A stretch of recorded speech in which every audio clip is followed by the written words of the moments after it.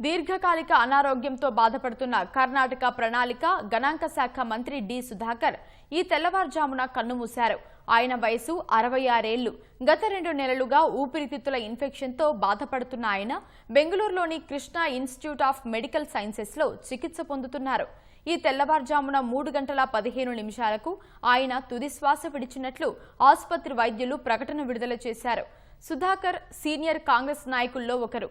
చిత్రదుర్గ జిల్లాలోని హిరియూర్ నియోజకవర్గ ఎమ్మెల్యే. ఆయన మృతి పట్ల కర్ణాటక ముఖ్యమంత్రి సిద్ధరామయ్య తీవ్ర సంతాపం వ్యక్తం చేశారు.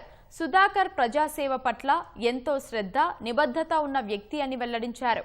ఆయన మరణం అత్యంత బాధాకరమైన క్షణమని సిద్ధరామయ్య ఎక్స్లో పోస్టు చేశారు. సుధాకర్ ఆదర్శవంతమైన ప్రజాసేవ చేశారని కర్ణాటక ఉప ముఖ్యమంత్రి డికే శివకుమార్ అన్నారు.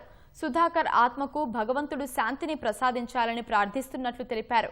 కర్ణాటక ప్రతిపక్ష నేత ఆర్ అశోక్ కూడా సుధాకర్ మృతి పట్ల తన తీవ్ర సంతాపం వ్యక్తం చేశారు.